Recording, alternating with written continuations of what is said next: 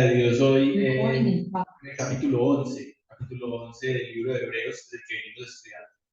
Una cordial bienvenida a todas las personas, los aquí presentes, las que nos visitan, aquellos que están conectados en el Zoom y aquellos que quizás también posteriormente vean esta enseñanza.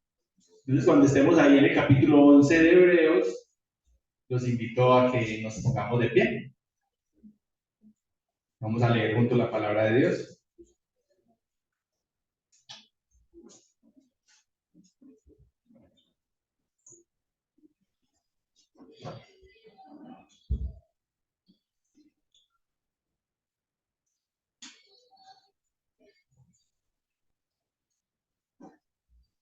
Bueno, el versículo 1 dice: es pues la fe, la certeza de lo que se espera, la convicción de lo que no se ve.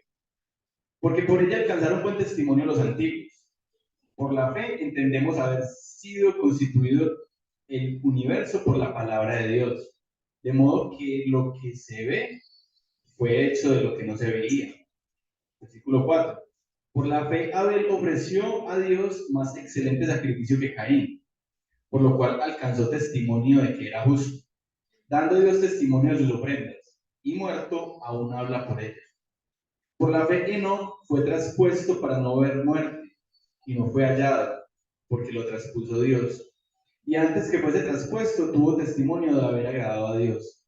Pero sin fe es imposible agradar a Dios, porque es necesario que el que se acerca a Dios crea que le hay y que es galardonador de los que le buscan. Por la fe, Noé, cuando fue advertido por Dios acerca de cosas que aún no se veían, con temor preparó el arca en que su casa se salvase, y por esa fe condenó al mundo, y fue hecho heredero de la justicia que viene por la fe. Versículo 8. Por la fe, Abraham, siendo llamado, obedeció para salir al lugar que había de recibir como herencia, y salió sin saber a dónde iba. Por la fe habitó como extranjero en la tierra prometida, como en tierra ajena, morando en tierras con Isaac y Jacob, coherederos de la misma promesa, porque esperaba la ciudad que tiene fundamentos, cuyo arquitecto y constructor es Dios. Por la fe, también la misma Sara, siendo estéril, recibió fuerza para concebir y dio a luz aún fuera del tiempo de la edad, porque creyó que era fiel quien lo había prometido. Por lo cual también de uno, y ese ya casi muerto, salieron como las estrellas del cielo en multitud, y como la arena innumerable que está a la orilla del mar. Versículo 13. Conforme a la fe, murieron todos estos sin haber recibido lo prometido, sino mirándolo de lejos y creyéndolo y saludándolo, y confesando que eran extranjeros y peregrinos sobre la tierra. Porque los que esto dicen, claramente dan a entender que buscan una patria. Pues si hubiesen estado pensando en aquella de donde salieron, ciertamente tenían tiempo de volver, pero anhelaban una mejor, esto es celestial. Por lo cual Dios no se avergüenza de llamarse Dios de ellos, porque les ha preparado una ciudad. Versículo 17. Por la fe Abraham, cuando fue probado, ofreció a Isaac, y el que había recibido las promesas ofrecía su unigénito, habiéndose dicho: en Isaac te será llamada descendencia, pensando que Dios es poderoso para levantar aún de entre los muertos, de donde en sentido figurado también le volvió a recibir. Por la fe bendijo Isaac a Jacob y a Esaú respecto a cosas venideras. Por la fe, Jacob al morir bendijo cada uno de los hijos de José y adoró apoyado sobre el extremo de su bordón. Por la fe, José al morir mencionó la salida de los hijos de Israel y dio mandamiento acerca de los huesos. Por la fe, Moisés, cuando nació, fue escondido por sus padres por 3 meses, porque le vieron hijo hermoso y no temieron el decreto del rey. Por la fe, Moisés, hecho ya grande, rehusó llamarse hijo de la hija de Faraón, escogiendo antes ser maltratado con el pueblo de Dios, que gozar de los deleites temporales del pecado, teniendo por mayores riquezas el vituperio de Cristo que los tesoros de los egipcios, porque tenía puesta la mirada en el galardón.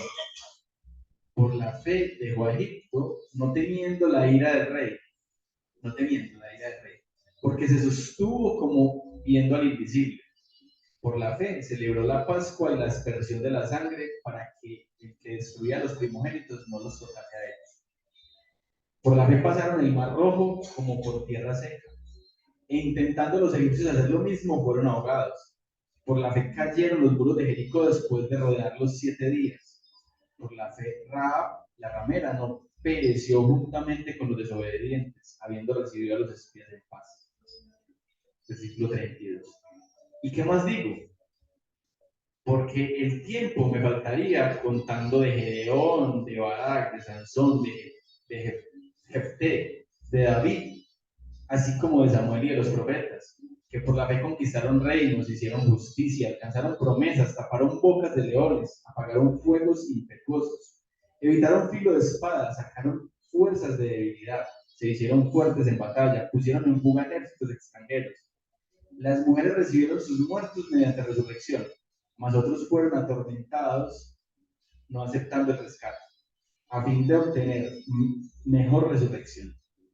Otros experimentaron vituperios y azotes, y a más de esto, prisiones y cárceles.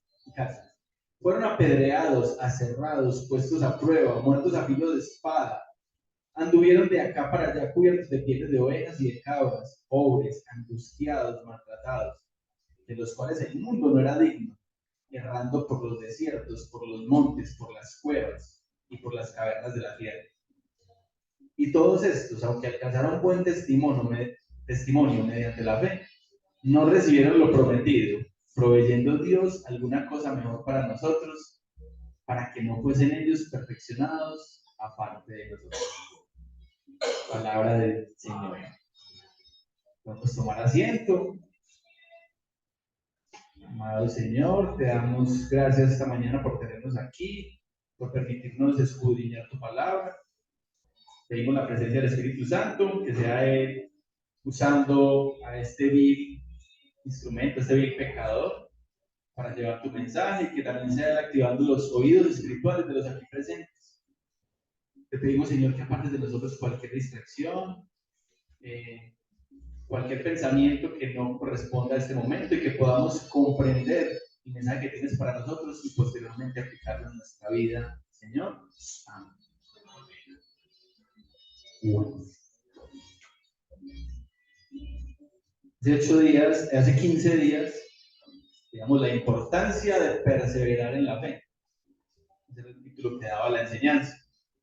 El título que daba la enseñanza que comienza el día de hoy, no sé cuándo terminará, porque el capítulo es un capítulo bastante denso y que no sería justo pasarlo rápidamente. ¿Cierto? Sabemos que el capítulo 11 es el capítulo más famoso de la carta de los Hebreos. Mucha gente habla del capítulo 11 sin ni siquiera haber leído la carta o sin ni siquiera saber el contexto dentro del cual fue escrito. Nosotros ya vemos con ese estudio, entonces creo que puede ser muy provechoso. Entonces, el título es La fe de los que perseveran. La fe de los que perseveran. Y como hemos visto, el escritor de la carta a los Hebreos durante los anteriores capítulos nos ha exaltado la superioridad de Jesús, nos ha exaltado la importancia de su obra. ¿Sí? Nos mostró a Jesús como superior a los ángeles, superior a Moisés, a Josué, a los sacerdotes, al sumo sacerdote. ¿Sí? Nos mostró la importancia del sacrificio de Cristo, de cómo Cristo es sumo sacerdote, pero también es ese sacrificio perfecto, como Él es quien ha realizado esa, y el único que podía realizar la obra mediante la cual hemos sido reconciliados con el Padre. Entonces, hemos visto todo esto y en medio de esta exaltación y en medio de esta carta en la cual el escritor le escribe a esos judíos que están siendo atacados, que están siendo tentados a regresar al judaísmo, que están siendo tentados a abandonar al cristianismo, él también les hace unas exhortaciones, ¿sí? No vayan por ahí a la deriva, no pierdan la confianza que debe ser la confianza en Cristo, no cuidado con apostatar, ¿cierto? No, hay algunos que parecen ser, pero no son. Que se sentaron acá con nosotros, que estuvieron con nosotros, pero no son. Y abandonaron la fe, esos apóstatas. ¿Sí? Entonces, en medio de todo esto, tenemos que ser conscientes de, de que la carta maneja una única, o sea, tiene un propósito, ¿cierto? Y aunque son varios los temas que se tocan en ella, es uno el propósito. Y no podemos estudiar Hebreos 11 sin tener en cuenta lo que ya hemos visto ni lo que vamos a ver. ¿Sí? Es muy importante entender que Hebreos 11 está muy relacionado con lo que vimos en Hebreos 10 y cuanto más con lo que vamos a ver en Hebreos 12. ¿Sí? Entonces, el tema central que se toca en este capítulo 11 es la fe. Ahora, ¿qué es la fe? ¿O en qué puede tener uno fe? ¿O en qué debemos nosotros los cristianos tener fe? Esa sería más bien la pregunta. Porque fe, todo el mundo tiene fe en algo. Tiene fe el que cree, tiene fe el que no cree, tiene fe, pero ¿de qué fe nos está hablando Hebreos 11? ¿Sí? De la fe que le tiene usted para ganarse la lotería, de la fe que tiene usted para sanarse de algo, Entonces el tema es la fe en Dios, es la fe en Dios. Y el capítulo 12 nos dice en dónde está fundamentada esa fe, ¿cierto? ¿Dónde está fundamentada esa fe? Entonces, recordemos que eso, pensemos en que el capítulo 11 nos enlaza con Hebreos 10. Miren que cómo terminó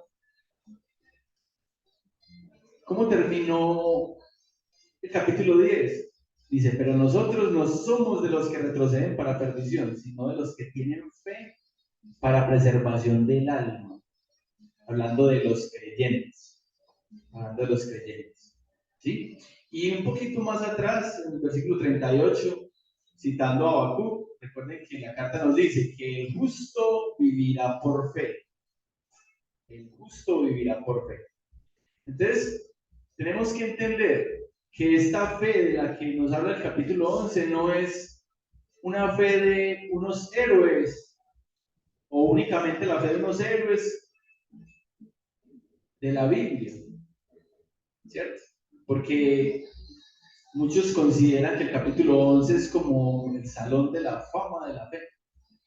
El salón de la fama de la fe. De pronto, los que no están familiarizados con el tema, los americanos usan mucho esta figura del salón de la fama. Entonces, el salón de la fama del baloncesto. Allí están los jugadores más importantes de baloncesto de toda la época y lo respaldan sus números. Ha encestado tantos puntos, ha hecho tantos robos de balón, tantos. Y así es con todos los deportes. Entonces, muchos dirán, el capítulo 11 es como el salón de la fama de la fe. Estos varones son los más de la fe. Y eso de pronto nos lleva a pensar que no, ellos sí tenían fe, o ellos sí eran capaces de tener fe. Nosotros somos simplemente unos más, un mortal más. ¿Sí? No, la fe de la que nos habla acá la carta es una fe que debemos tener todos los creyentes. Todos los creyentes. ¿Sí?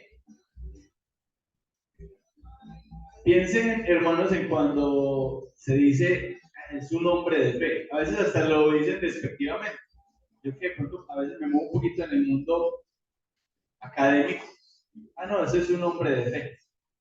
Un hombre que cree en Dios. Lo dicen despectivamente como, pues, o sea, la razón no le da para eso. ¿Sí? O lo que no es capaz de explicar con números, lo que no es capaz de explicar con su razón. Entonces acude a que es por fe, a que es obra de Dios, obra de un Dios, ¿cierto?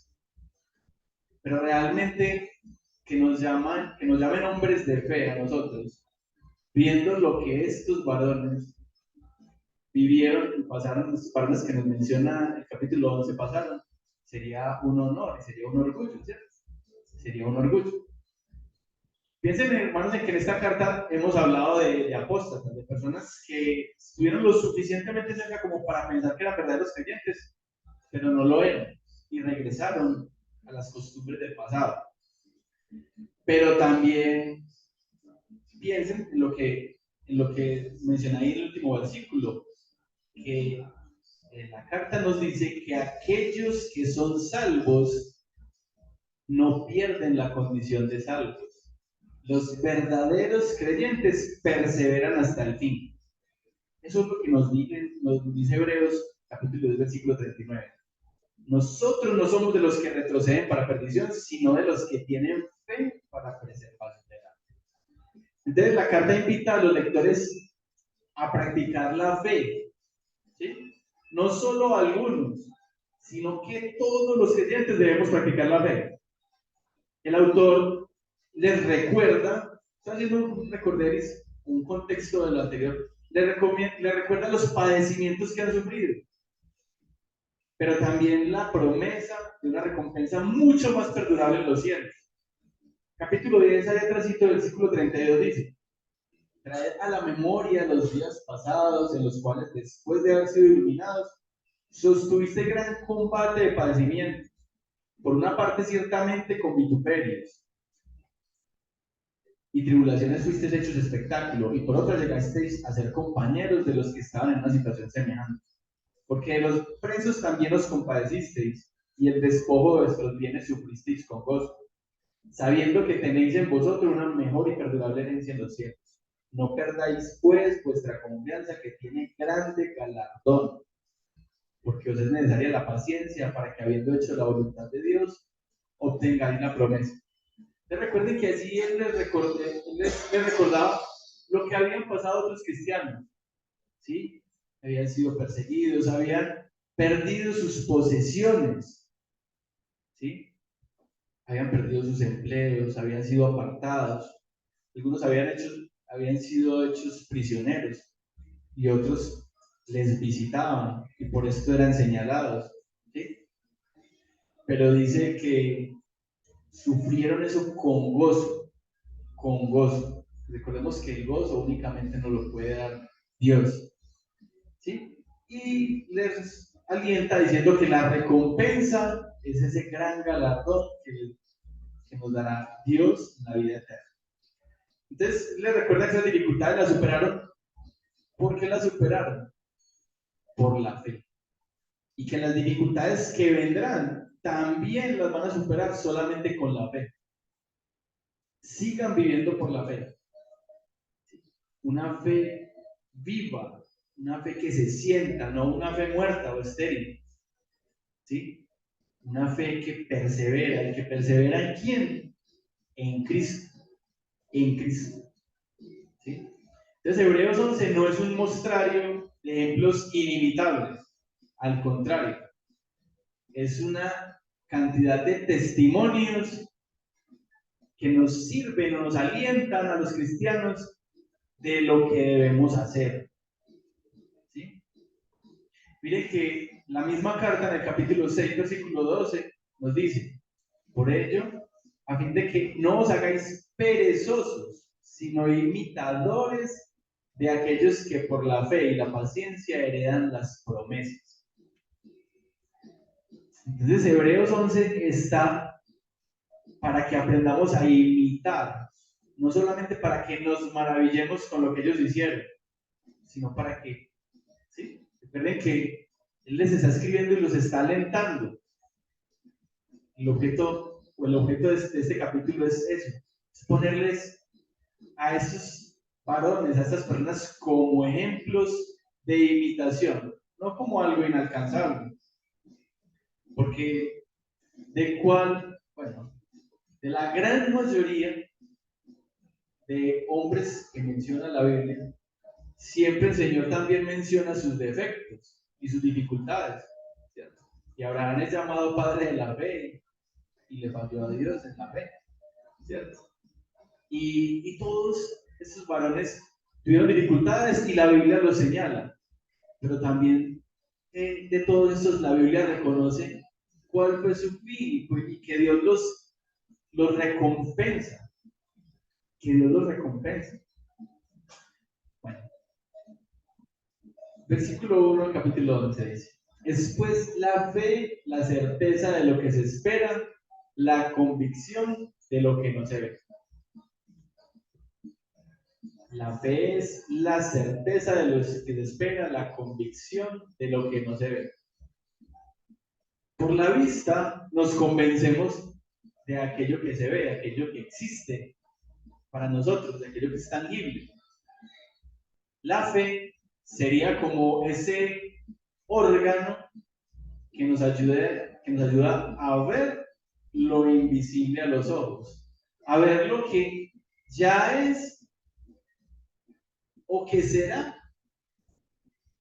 conforme a las promesas de Dios y al propósito que Dios tiene con nosotros. ¿Sí? La vista física produce convicción o evidencia de las cosas visibles. La fe permite ver lo que es de orden invisible, dice un comentarista. Entonces la fe no es simplemente una creencia o un entendimiento, es una disposición a confiar, a creer, a aferrarse. ¿Sí? Miren que esto es una pequeña definición de fe, pero teológicamente no es una descripción completa. ¿Por qué? O al menos una fe cristiana. Miren que ahí no se menciona el objeto de la fe. ¿Cuál es el objeto de nuestra fe? Nuestro Señor Jesucristo. No se menciona, por ejemplo, el medio por el cual recibimos la fe. La recibimos de parte de Dios por medio del Espíritu Santo. ¿Sí? Entonces, pero sí nos resalta la importancia de entender que la fe es creer en eso que Dios ha prometido, es creer en eso, es creer en que ya sucedió eso que Dios decretó desde antes de la fundación del mundo. ¿Sí? La fe es lo que nos sirve para no dar marcha atrás y continuar hacia la meta. Ahora, vivimos nosotros conforme a esa certeza que dice: la fe es la certeza de lo que se espera, la convicción de lo que no se ve. Y la fe les da a los creyentes. Nosotros vivimos conforme a esa fe que hemos recibido. Vivimos conforme al conocimiento que tenemos de que hay una eternidad y que esa eternidad únicamente se puede pasar delante de la presencia de Dios o en el infierno. Yo creo que si somos conscientes de eso nos debe ayudar a vivir más conforme a ese conocimiento y conforme a esas certezas. Si yo sé lo que me espera o lo que le espera al creyente, que es una eternidad, dice ahí que Dios es galardonador, pero también sé de lo que le espera a aquellos que no le reciben. Eso no me tendría que poner a pensar cuando estoy en una situación y tengo que tomar una decisión que yo sé que si la tomo en contra de Dios o la tomo no agradándole a Dios. Eso nos debe poner a pensar, nos debe poner a pensar. La fe nos debe poner a mirar hacia el cielo, a mirar hacia la eternidad, y debe afectar radicalmente cualquier decisión que nosotros tomemos. Recordemos que nosotros no realizamos buenas obras para alcanzar por medio de ellas el favor de Dios, pero que las buenas obras dan testimonio de aquello que somos por la misericordia de Dios. ¿Sí? El hecho de saber lo que nos espera en la eternidad tiene que influir en cómo vivimos hoy, en el día a día, en el día a día. El versículo 2 dice: porque por ella alcanzaron buen testimonio los antiguos. Entonces, es pues la fe, la certeza de lo que se espera, la convicción de lo que no se ve. Porque por ella alcanzaron buen testimonio los antiguos. Perdón.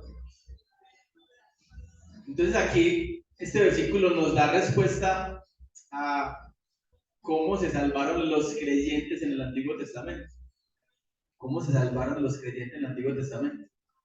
Porque yo creo que en lo que hemos estudiado acá, muchos de nosotros sabemos o estamos convencidos por qué nos salvamos los creyentes. Nos salvamos por algo que hagamos nosotros. Nosotros tenemos algo que ver allí. Somos beneficiarios. Nosotros somos salvos por la fe en Jesucristo. Y la fe ni siquiera es algo que dependa de nosotros. El mismo Señor es quien, el mismo Dios es quien nos provee la fe. ¿Sí? Somos salvos por la misericordia de Cristo, por su gracia. ¿Y cómo fueron salvos los creyentes en el Antiguo Testamento si Cristo no había venido? ¿Cómo fueron salvos? Acá dice, porque por la fe alcanzaron buen testimonio los antiguos. ¿Sí? Todos los grandes ejemplos de piedad que vemos en la Biblia tienen personalidades distintas, circunstancias distintas, pero todos tienen algo en común, la fe. De hecho, este pasaje nos ayuda a entender otros de la Biblia, nos ayuda a comprender, ¿sí? Dice que hay muchos pasajes muy difíciles, hay pasajes difíciles de entender y hay pasajes difíciles, porque así entendamos lo que dice, es duro digerir los designios de Dios en ciertas oportunidades. ¿Sí? Pero a veces no entendemos unas cosas y este pasaje nos clarifica. Y yo creo que este versículo en particular es por la fe alcanzaron buen testimonio los antiguos. ¿Sí? Ellos no se salvaron por medio de las obras. No, los creyentes antes se salvaban porque cumplían todos los mandamientos. La misma palabra nos dice, ¿quién puede cumplir todos los mandamientos? Hubo uno que los cumplió, Jesucristo hombre. De resto, ni uno solo podría cumplir todos los mandamientos. Entonces, decir que se es salvo por el cumplimiento de la ley es ridículo, ¿cierto? Es ridículo. Ellos se salvaron porque creyeron en la promesa del Mesías. Nosotros somos salvos porque creemos en la obra del Mesías. Creemos en lo que Él hizo, en que Él vino y habitó entre nosotros, y que Él tomó el lugar que nosotros merecíamos, pagó el precio por nosotros, murió por nosotros, nos redimió. Ellos fueron salvos porque creyeron en esa promesa. Nosotros somos salvos porque creímos en ese cordero que ya fue inmolado. Ellos fueron salvos porque creían que iba a venir ese cordero y iba a ser inmolado. Creían en ese Mesías que había de venir. Nosotros creemos en ese Mesías que vino efectivamente. Ellos se salvaron porque creyeron en la promesa del único Mesías que podía reconciliar al mundo con el Padre. Miren que dice el texto que por la fe alcanzaron buen testimonio. Pero como les decía que están enlazados los textos, el capítulo 12 nos dice la fe, precisamente en quién es la fe. Hebreos 12:2 dice, puestos los ojos en Jesús, el autor y consumador de la fe.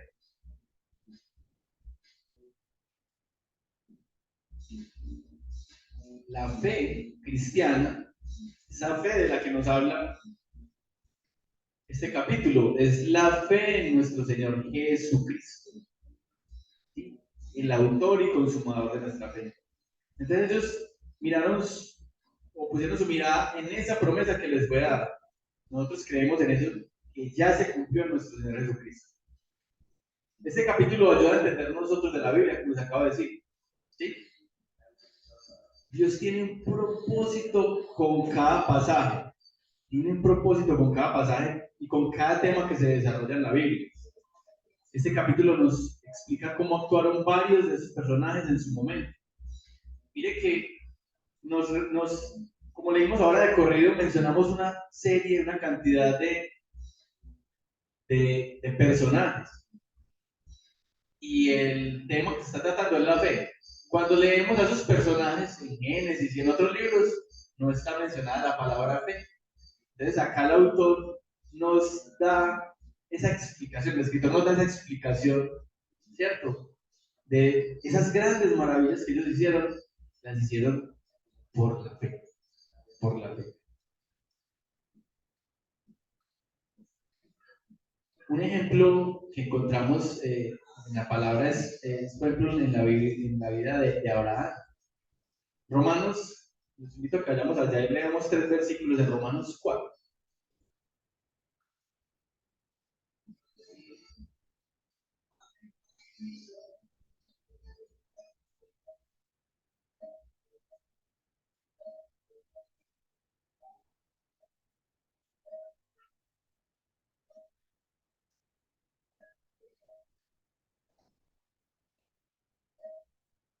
Romanos 4 dice que pues diremos que halló a Abraham, nuestro padre según la carne, porque si Abraham fue justificado por las obras, tiene de qué gloriarse, pero no para con Dios. Porque ¿qué dice la Escritura? Creyó Abraham a Dios y le fue contado por justicia. ¿Sí? Entonces, estos varones, estos personajes, fueron contados por justos porque creyeron. Creyeron en la promesa de aquel que habría de venir. Y nosotros creemos en la certeza, tenemos la certeza de aquel que vino y cumplió todas esas promesas. ¿Sí? Precisamente la carta nos mostraba cómo en Cristo se cumplieron todas esas promesas. El versículo 3, capítulo 11 nos dice, por la fe entendemos haber sido constituido el universo por la palabra de Dios, de modo que lo que se ve fue hecho de lo que no se veía. ¿Sí? Por la fe entendemos haber sido constituido el universo por la palabra. ¿Cuándo sucedió esto? ¿O a qué hace alusión ahí el escritor? Génesis 1.3. Génesis 1.3. Dijo Dios, sea la luz, y fue la luz. Y fue la luz. Salmo 33.6. Por la palabra de Jehová fueron hechos los cielos y todo el ejército de ellos por el aliento de su boca. Versículo 9 dice, porque él dijo y fue hecho. Él mandó y existió. Lo visible fue hecho de lo invisible. La creación fue hecha por la palabra de Dios.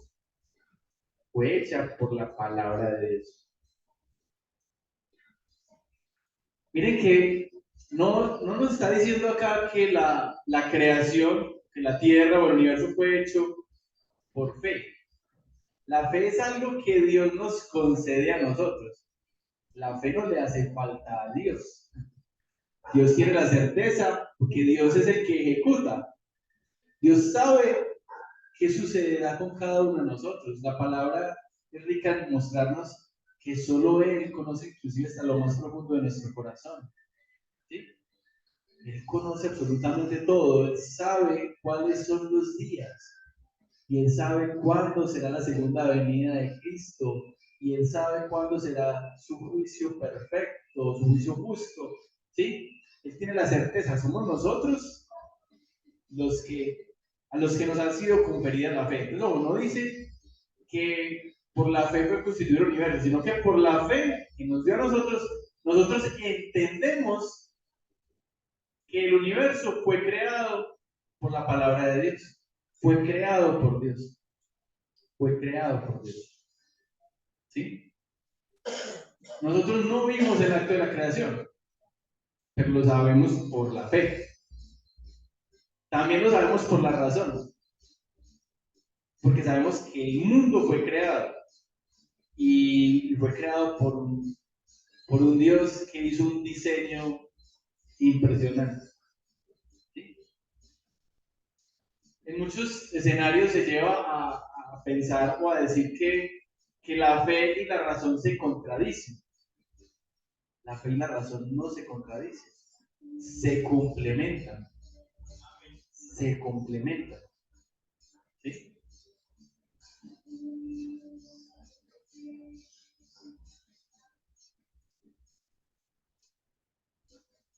De modo que lo que se ve fue hecho de lo que no se veía.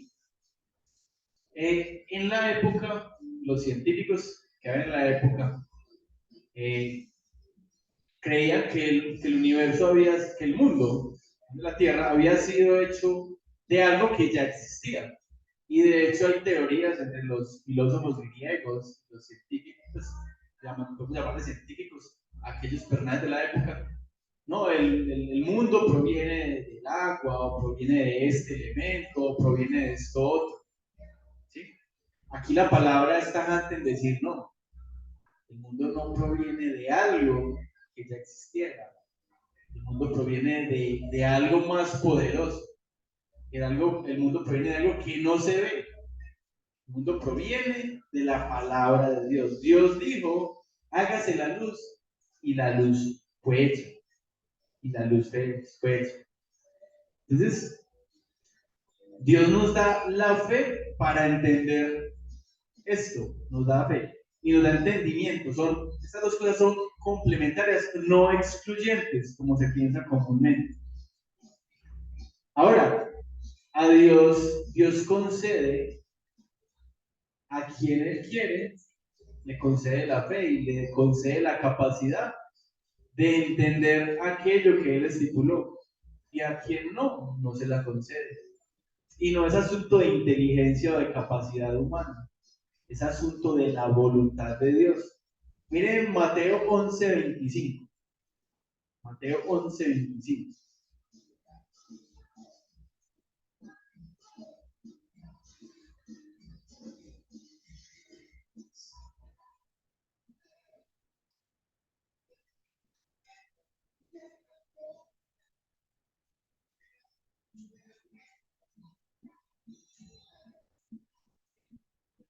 Dice, en aquel tiempo respondiendo Jesús dijo, te alabo Padre, Señor del cielo y de la tierra, porque escondiste estas cosas de los sabios y de los entendidos y las revelaste a los niños.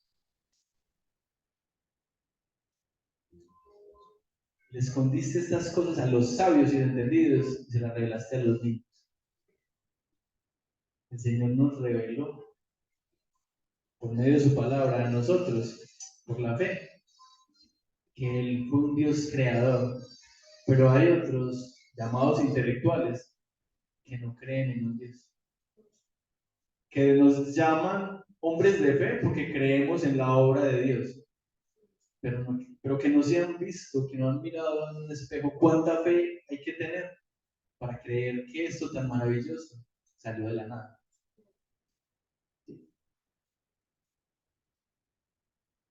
De la nada. Hay simplemente que imaginar las maravillas del mundo, ese mundo a nivel macro. La Tierra es nada comparada con la inmensidad del universo. Nada. No sé si ustedes han visto imágenes de lo que es la Tierra comparada con Júpiter, que es unas 300 veces la Tierra, o con el Sol.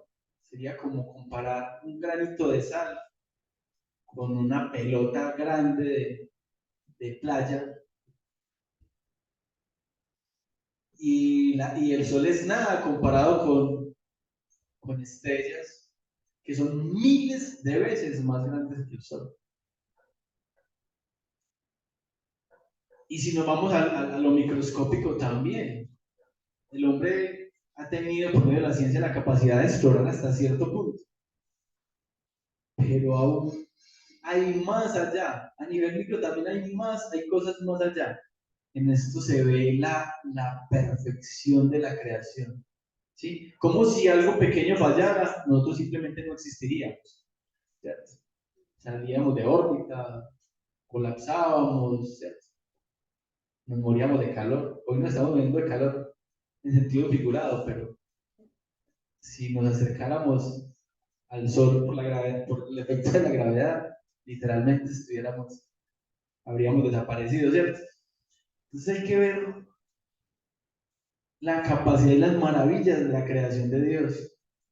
Y algunos no creen en la mano divina y en la mano del Creador. Dios no les concedió a ellos el privilegio de entenderlo por medio de la fe, a otros sí.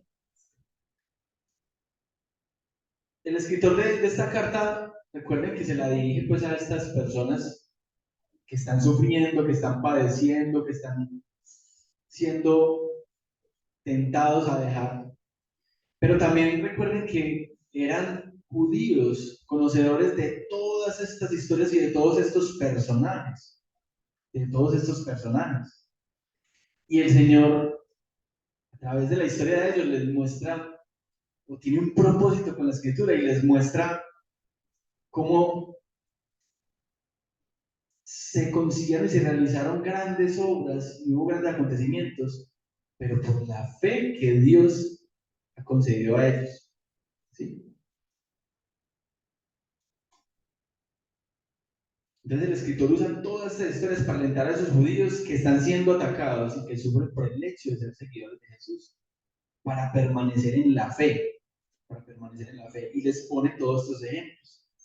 Y empecemos con uno de esos, con el primer ejemplo que encontramos allí, en el versículo 4, Hebreos 11, versículo 4, dice, por la fe Abel ofreció a Dios más excelente sacrificio que Caín, por lo cual alcanzó testimonio de que era justo, dando Dios testimonio de sus ofrendas, y muerto aún habla por él. Por la fe Abel ofreció a Dios más excelente sacrificio. Entonces, ¿qué pasó ahí?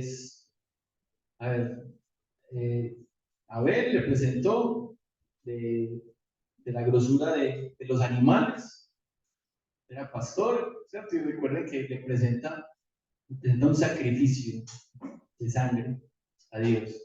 Caín era agricultor y le presenta un sacrificio de sus siervos. Porque Dios aceptó y vio con agrado a uno y con desagrado al otro. ¿Por qué decirlo así? A Dios no le agradó la ofrenda de Caín. O sea que a Dios no le gustan los cultivos, no le gustan los agricultores y sí le gustan los pastores. ¿Será eso?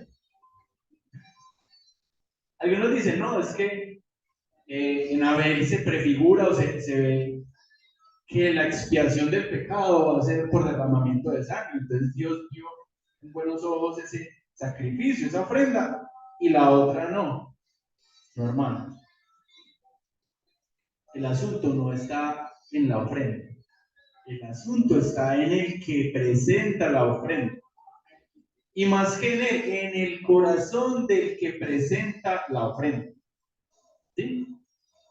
El sacrificio de Abel fue preferido al de su hermano por, por una razón que no fue precisamente lo que presentó, sino por su corazón, por su corazón. ¿Sí? Vamos a Génesis 4, vamos a leer estos tres versículos, que es donde nos menciona la palabra, Génesis 4, versículos 3 al 5, es donde nos menciona la palabra, el pasaje en el cual Abel y Caín presentan su ofrenda.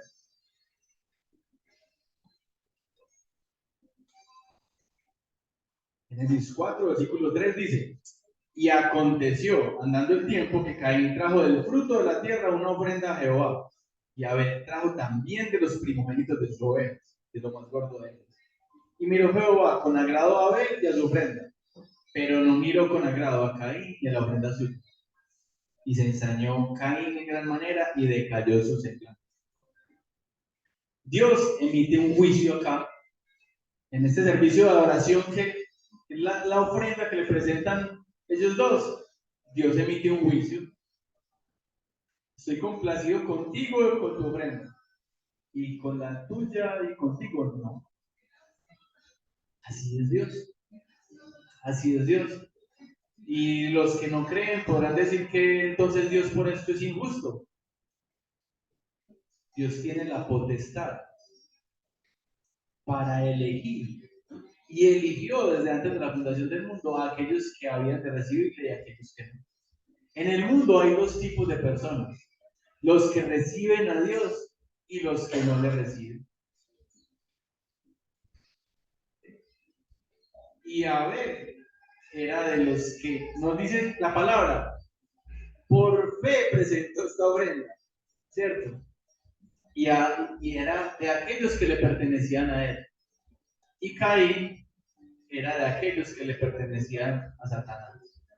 Era de aquellos que le pertenecían a Satanás. ¿Sí? Entonces ahí vemos pues que posteriormente siempre habrá una enemistad entre las personas de Dios y entre las personas de Satanás. Pero el punto central, como les digo, no radica como tal en la ofrenda, sino en los que están llevando la ofrenda, en el corazón de los que están llevando la ofrenda. ¿Sí? La aceptación de la ofrenda lo que mostraba es que Dios había aceptado a la persona. ¿Sí? No hay superioridad en que esto es ganado, esto es cultivo. No, no, no. Es la persona. Dios aceptó a Abel. ¿Sí? Abel no se hizo justo por presentar la ofrenda correcta. ¿Cierto? O sea, ay Dios, este sí me presentó lo que yo quería. Este sí es justo delante de mí. No. Él no se hizo justo por presentar la ofrenda correcta. Él presentó la ofrenda correcta porque era justo. Porque era justo. ¿Sí? Lo que él hizo evidenció lo que él era. Dios le concedió la fe y esta le fue contada por justicia. Dios le concedió la fe y esta le fue contada por justicia. ¿Sí? El pasaje nos lleva a entender que Abel tenía fe y Caín no. Que está hablando de la fe. ¿Sí? Y alguien podría decir, no, pero es que son formas alternativas. Uno quería adorar a Dios de una forma y el otro de otra. No se puede, uno puede adorar a Dios conforme a las habilidades que le dio a uno o a los talentos y dones que le dio. ¿Sí? Pero Dios nos llama a adorarle con fe. Y el que no tiene fe no puede adorar a Dios. El que no tiene fe no puede adorar a Dios. ¿Sí? Y para Dios es bueno o es malo. Para Dios no hay tibios. Como le dice a la iglesia allá en Apocalipsis. ¿Sí? Él llama a lo bueno bueno y a lo malo malo. Sin fe no se puede agradar a Dios.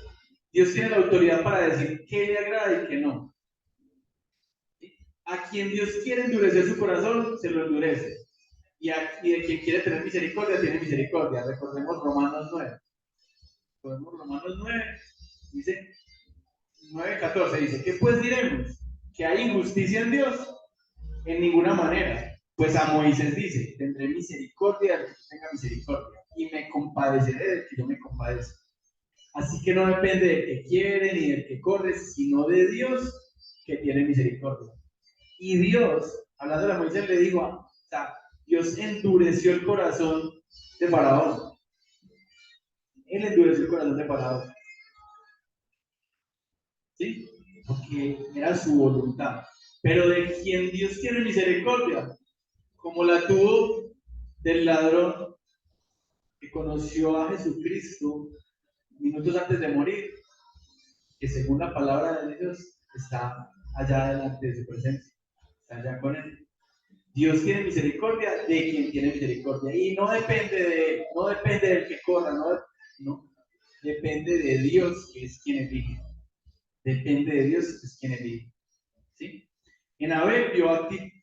¿Qué vimos en Abel en esa ofrenda? Pues sí, actitud, deseo de servir, de agradar, una muestra sincera de amor. ¿Sí? Dios no ve tanto el valor de las cosas que le ofrendan, sino el corazón de aquel que las presenta. ¿Sí? Por ejemplo, recordemos el episodio de la viuda, cuando están depositando las ofrendas y hay personas adineradas que depositan mucho dinero, que no era nada comparado con lo que tenían. Pero la viuda ofrenda todo aquello que tiene. Dios observa el corazón del que ofrenda. A él, ¿qué podemos darle a Dios? ¿Qué puede esperar Dios de nosotros? ¿Qué le hace falta a Dios nuestro? Nada. Al Dios creador, al Dios que hizo todo con su palabra, no le podemos aportar nada. Pero Él, ¿qué demanda de nosotros y qué quiere de nosotros? Un corazón. Que la ofrenda la presentemos con un corazón humillado, con un corazón conforme a su voluntad. Abel tenía un corazón conforme a la voluntad de Dios y Caín no. ¿Sí?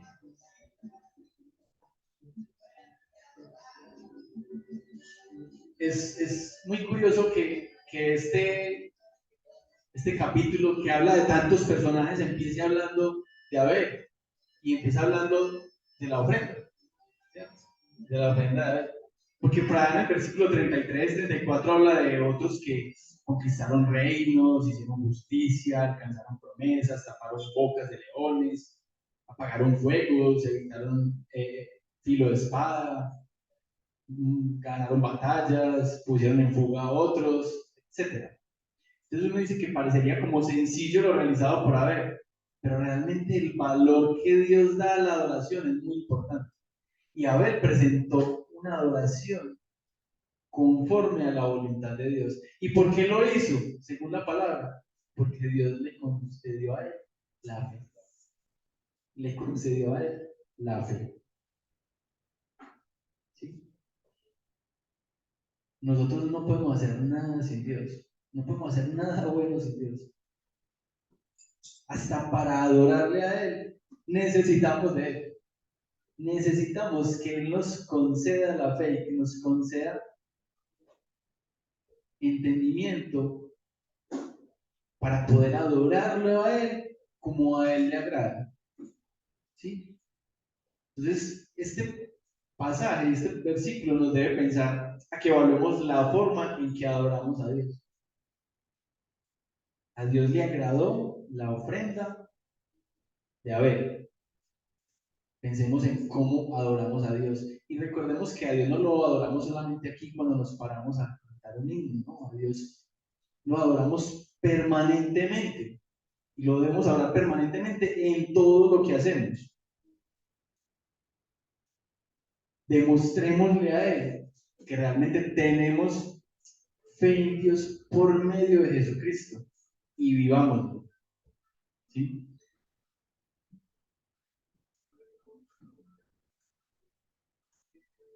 Entonces, en este capítulo, el primero que se mencionó, a ver, es uno que adora a Dios con un corazón dispuesto por la fe.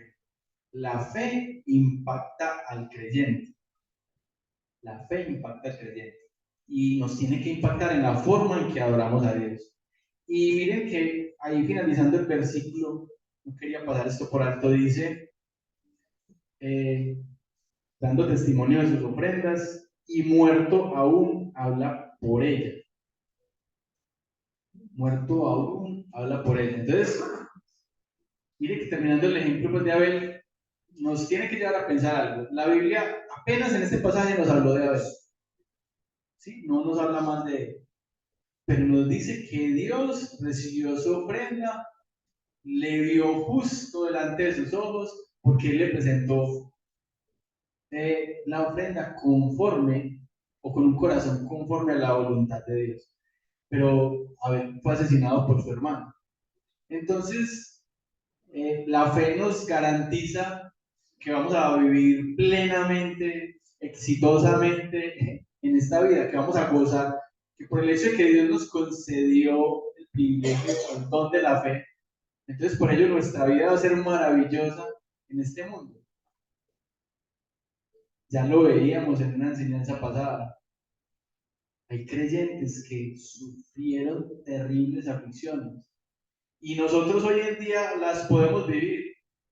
Claro, es que nuestra mirada no está puesta o no debe estar puesta en esta vida. Nuestra mirada debe estar puesta en la eternidad. En la eternidad. Entonces, no necesariamente la fe es recompensada en la tierra. Creo que el caso de Abel es un caso que nos lleva a pensar en eso. ¿Sí? Pero también Dios dice, Dios da un testimonio aquí de la virtud de haber, porque dice que recordándonos el valor de la eternidad, o sea, dice en la palabra, dando testimonio de sus ofrendas y muerto aún, habla por ella. Entonces vemos cómo la obra de Abel fue tan importante que perdurará por la eternidad. En la palabra está consignada y se hablará de ella pues por todos los tiempos. Entonces nos recuerda ese valor. ¿Sí? Pensemos, hermanos, en la importancia de pensar dónde vamos a pasar la eternidad. La vida es pasajera. ¿Qué es nuestra vida? No sé, quién sabe de nosotros quién va a vivir más años y que iba 100, 110 años. ¿Qué es eso comparado con el tiempo desde la creación y con lo que nos esperará en toda una eternidad? ¿Sí? ¿Qué es eso? ¿Qué es lo que vivamos hoy en día comparado con lo que nos espera, ya sea en el lago de fuego o en la presencia de Dios? Es nada. Bueno, entonces es importante pues, ver esta parte de la ofrenda. Ahora pasemos a mirar otro personaje, Enoc. Dice el versículo 5. Por la fe Enoc fue traspuesto para no ver muerte y no fue hallado, porque lo traspuso Dios y antes que fuese traspuesto tuvo testimonio de haber agradado a Dios. Enoc es un personaje muy misterioso en la Biblia, porque también es un personaje que aparece en tres versículos, Génesis 5, 21 al 24. Cuando está hablando de las genealogías, dice la palabra, vivió Enoc 65 años y engendró a Matusalén. Y caminó Enoc con Dios después de que engendró a Matusalén. 300 años y engendró hijos e hijas. Y fueron todos los días de Enoc 365 años. Caminó pues Enoc con Dios y desapareció porque le llevó Dios. Tres versículos nos hablan de Enoc. Y en esos tres versículos nos repite que caminó Enoc con Dios. Versículo 22 dice, y caminó Enoc con Dios después de que engendró a Matusalén. Y el versículo 24 dice, caminó pues Enoc con Dios y desapareció porque Dios les llevó.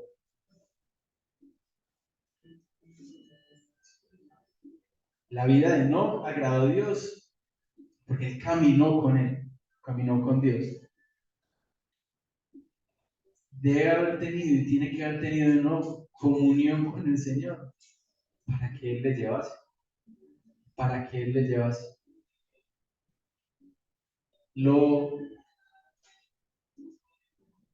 evitó en Enoc que pasara por el acontecimiento por el que vamos a pasar todos nosotros, que es la muerte.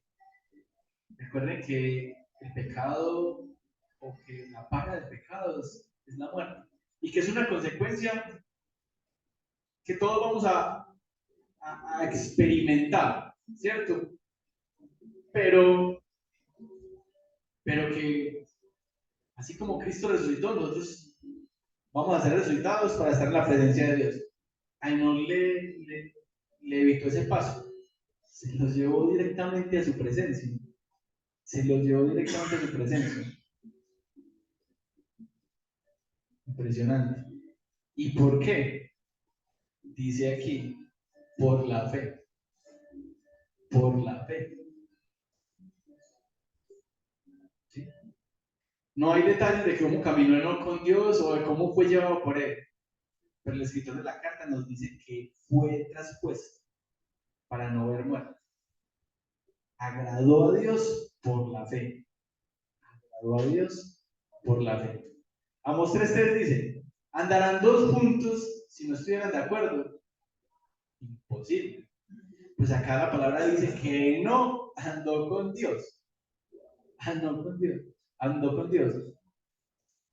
O sea que no estuvo de acuerdo con Dios. Impresionante. Impresionante. Vivió conforme a su voluntad. por lo menos 300 años, porque dice que tuvo Matusalén de 65 años y después de que lo tuvo, vivió cuando con el Señor. Miren que ahí en la Biblia, entonces Enoc fue el papá de Matusalén. Matusalén es el personaje que más años vivió. Pero ¿quién es más importante a la luz de este pasaje? Pues lo que ocurrió con Enoc no ocurrió con otro. Él fue llevado por Dios. Él fue llevado por Dios. Caminó con Dios, comulgó con Él. Es un personaje enigmático, pero por allá Judas, el libro de Judas, menciona a Enoc como profeta. Y nos da a entender que el tiempo en el que Enoc vivió no era un tiempo muy fácil, que digamos. Judas, en un solo capítulo, el versículo 14 dice: de estos también profetizó Enoc, séptimo desde Adán, diciendo: he aquí vino el Señor con sus santas decenas de millares para hacer juicio contra todos y dejar convictos a todos los impíos de todas sus obras impías que han hecho impíamente y de todas las cosas duras que los pecadores impíos han hablado contra él. Esos murmuradores, querellosos, que andan según sus propios deseos, cuya boca habla cosas infladas, adulando a las personas para sacar provecho. Entonces, a pesar de la difícil época en la que vivió Enoc, fue capaz de caminar con el Señor. Nosotros también estamos en épocas difíciles, siendo tentados constantemente con la tentación a flor de piel, con la posibilidad de caer, con los ataques de los enemigos, con los señalamientos. Pero Enoc caminó con Dios. ¿Podemos nosotros caminar con el Señor? ¿Qué le concedió Dios a Enoc? La fe. Y la fe se la concedió Dios a los creyentes. A los creyentes. Entonces debemos buscar caminar con Dios. Debemos buscar apartarnos del mal. Debemos tratar de estar en comunión permanente con Él, no solo a ratos, no solamente en el culto de oración, no solamente cuando oramos, permanentemente, constantemente. La comunión con Dios debe ser nuestra prioridad. Podemos tener comunión con Dios por la obra de Cristo. Aprovechemos ese beneficio que nos fue dado. ¿Sí? Entonces, de no se habla muy poco, pero lo que se dice fue pues, muy importante. Contempló la gloria de Dios sin pasar por la muerte. ¿Sí? De todos decía, nació, vivió, tuvo tantos hijos, vivió tantos años, murió. Nació, vivió. Nos dice, fue traspuesto. Fue traspuesto. Hay un detalle importante también ahí de todos los personajes que se mencionan. Dice, por la fe, Abel presentó la ofrenda al Señor. Por la fe, Moisés hizo esto, por la fe. Pero acá dice, por la fe, Dios lo traspuso. Por la fe, Dios lo traspuso.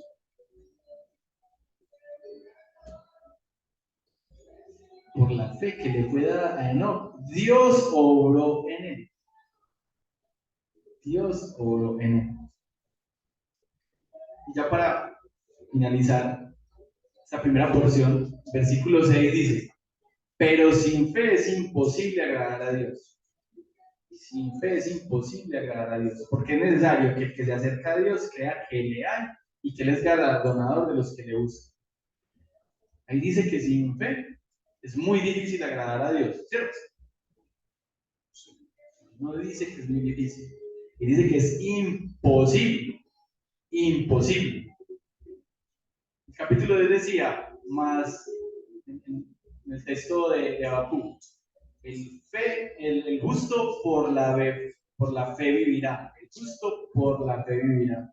Pero sin fe es imposible agradar a Dios. Es imposible agradar a Dios. La fe es básica. La requiere cualquier persona que busque a Dios. Uno debe creer que le hay, que Él recompensa a los que le buscan. ¿Sí? La fe no es una manera de agradar a Dios, es la única manera de agradar a Dios. Nosotros o vivimos por fe o vivimos según el mundo. Y según el mundo no se puede agradar a Dios. Lo dice también Pablo en Romanos 8. Romanos 8 dice, los que viven según la carne no pueden agradar a Dios. Mas vosotros no vivís según la carne, sino según el Espíritu. Vivís por fe. ¿Cierto? La vida y las decisiones que tomamos deben ser coherentes con la fe que Dios nos ha dado y con sus promesas. ¿Sí? Mire que hay dos aspectos que se destacan en este versículo. Dice, es necesario que se acerque a Dios, crea que le hay. O sea, crea que Dios existe. Y lo otro es que crea que Él es galardonador de los que le buscan. Crea que Dios existe. Yo decía ahora, con la maravilla de la creación, uno puede entender que tuvo que haber un creador. ¿Sí? Y hay personas que no conocen a Dios, pero creen que hay un Dios por las maravillas de la creación. Contemplan todo esto. Como les digo, hay que tener más fe para creer que esto salió de la nada, a que salió del diseño inteligente de un ser supremo y superior, de un Dios creador. Entonces, es necesario que el que se acerca a Dios crea que Dios existe. Pero además que Dios es galardonador de los que le buscan. Entonces esto acá nos lleva a entender que Dios existe, nos habla de la existencia de Dios y nos habla del carácter de Dios. ¿Cuál es el carácter de Dios? ¿Quién es Dios? ¿Cuál es el Dios que nos muestra la Biblia? El Dios que nos muestra la Biblia es un Dios justo, es un Dios soberano, es un Dios misericordioso, es un Dios que emite juicios, es un Dios que impone leyes, es un Dios que ordena mandamientos, es un Dios que es santo y es un Dios que recompensa a los que le buscan. Es muy curioso porque los que le buscan porque Él les buscó primero, porque Él les llamó. ¿Sí? Es un Dios que recompensa, que se deleita en la fe de los hombres, fe que también Él les concede. Impresionante. Entonces, hermanos, para agradar a Dios es necesaria la fe. ¿Sí? Es necesaria la fe. Y como les decía ahora, unos son de Dios como Abel, otros son de Satanás como Caín. Y la diferencia entre ambos es, a unos les fue dada la fe, a otros no. ¿Sí? Entonces la fe de los grandes personajes mencionados en este capítulo es la misma fe de todos los creyentes, de todos los redimidos, de todos los que perseverarán hasta el final. ¿Sí? Romanos 10:39 nos decía, nosotros no somos de los que retroceden para perdición, sino de los que tienen fe para preservación del alma.